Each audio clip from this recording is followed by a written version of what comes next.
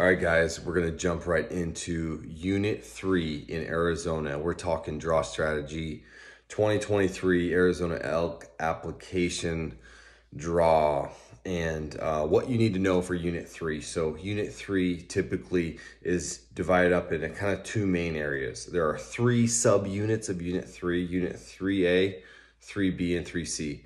Unit 3A and 3C are usually stacked together in all the hunts for the most part. And then Unit 3 is by itself in a couple different hunts. So as we know from Unit 1, there's a very important boundary that exists in Unit 1, which is the White Mountain Apache Indian Reservation boundary.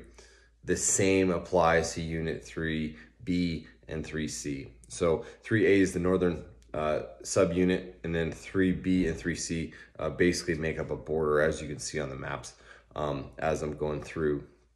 So you guys can actually see the layout of these units.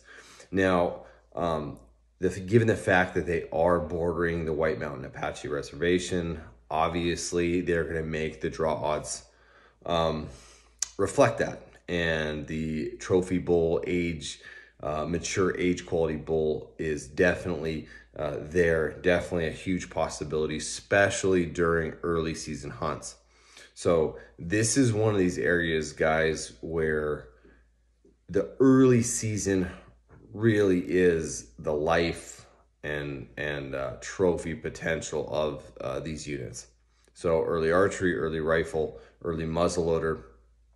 During these early season hunts that are rut hunts, anytime I say early season, we're talking September. There is an early muzzleloader season in Unit 9, which happens before the archery hunt. But we're not talking about that. So anytime I use the word early, basically that's synonymous with the rut. So these early season hunts in Unit 3A, 3C, 3B are really the hunts that attract the huge bonus points. You really need a lot of bonus points to get your name in the hat with those hunts there because of the trophy potential of these bulls coming out of the White Mountain Apache Reservation. There'll be 380, 390 plus bulls. And even in the 400s, it's not unheard of in these units in the early season hunting. So the way it's divided up is 3B is its separate entity in the hunt regulations. It has its own tag allotment. It has its own hunt number. And then 3A and 3C are together. So in these units, typically what you have is like they're Mogollon rim units as well. So you have high elevation, 7,000 plus feet, and then it drops down as you go north into some 5,000 type foot range. So as the border is your highest point, it's all ponderosa pines. That's the terrain you'd expect around the border of the White Mountain Apache Indian Reservation, which would be the southern border of 3B and 3C. And then the northern border to these units, the Navajo Nation or the Navajo Indian Reservation. And in that area, as you go north in this unit, it transfers into from ponderosa pines and high forest, a national forest. It's a White Mountain Apache National Forest. Apache Sitgreaves National Forest. And then it transitioned to state and BLM, checkerboard, a lot of junipers. Again, it kind of transitions into that like 7,000, into that 5,000 rolling hills, mixed pinyon pine kind of canyon country in that northern part of 3A and 3B. 3B, its northern boundary is not the nation. It's it's Unit 2. And then, but you still kind of can transition into 3B as well, into some of that juniper stuff. But primarily, a lot of the elk hunting, guys, happens in the pines. It happens in that higher elevation area where there's a ton of cover, a ton of timber. Like I said, that early season, it brings up all those bulls. And just the idea of bulls coming out of the White Mountain Apache Reservation, I think, has a lot of people hunting nearby. Something to keep in mind too with Unit 3 is it's very accessible, very easy to access, not only with a vehicle, with a camper, but with side-by-sides and also on foot. So these roads are really, really well maintained there, guys. You can park your camper, you can camp very easily anywhere, and you can also go hiking for the most part in a lot of these areas and not really have to be some kind of mountain climber. So even though it's higher elevation, which you need to keep in mind if you're hiking and you just come from sea level or even down in the valley at 2,000 feet, you're definitely going to notice the difference at 7,000 feet when you're hiking around.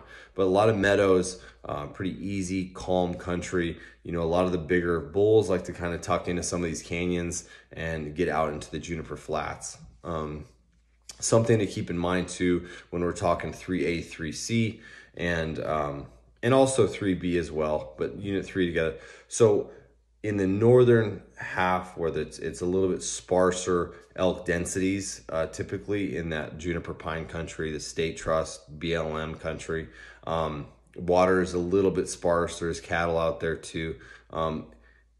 You really have to pay attention to the precipitation from year to year. So if you draw a tag, you really want to see what the precipitation, where the water is actually hitting in these units. So if it's a really, really dry year, I would stick very, very close in. I would stick in the southern half of these units in the pines where there's lots of water, lots of cover, lots of feed, and versus when it's droughty, the water will dry up first up north, up out in the flats in the juniper country, and the feed will get hit harder up there. And so all the elk will naturally kind of just relax down south, and what really is actually relaxed further up in elevation where it's a little bit cooler, water's better, etc. So that's something to keep in mind.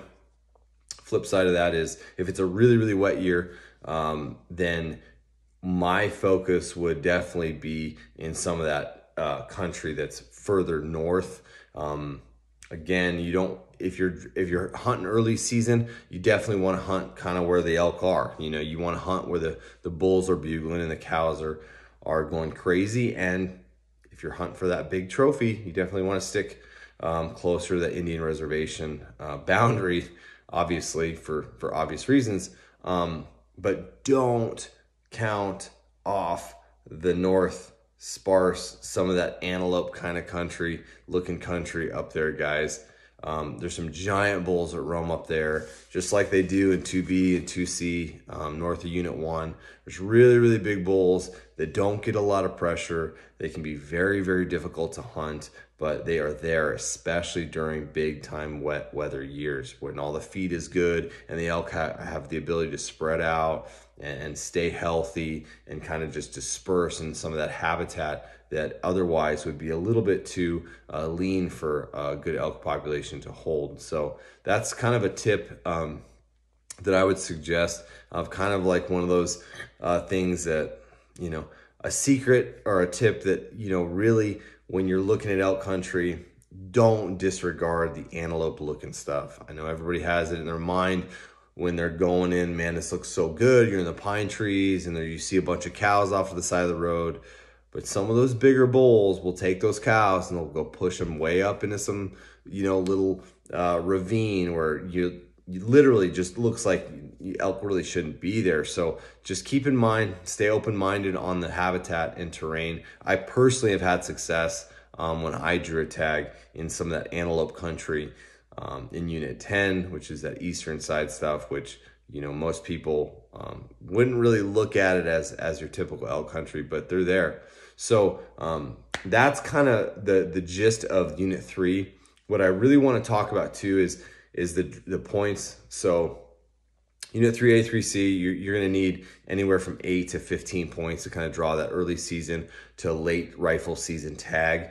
Your tactics basically are going to stay the same with both of those hunts, guys. You're going to be hunting kind of timber and getting in elevations, trying to spot elk where you can in some country, but you're really hunting in some of that pine, mostly in that pine deep cover type stuff, chasing bugling bulls. And if you're in the rifle season, you're really just covering ground on foot and glassing where you can in some of those canyons where those bulls will feed and kind of maintain their wintering grounds.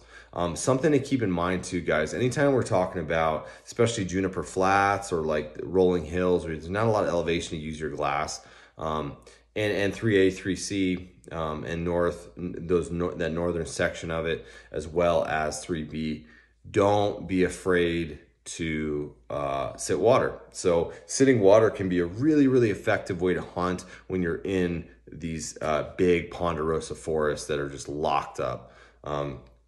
Find water holes that are hit excessively, follow elk, pattern elk, especially early season. The biggest bulls are killed over water.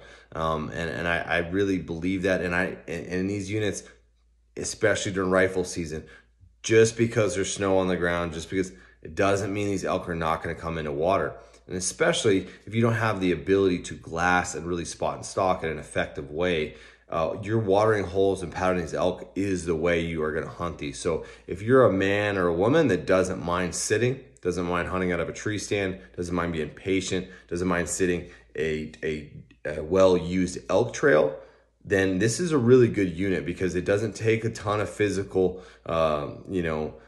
fitness levels to go in, and you're not hiking up crazy mountains to be in elk country. When you enter in, you're in elk country. When you drive these back roads, these elk are there. They're going to be there.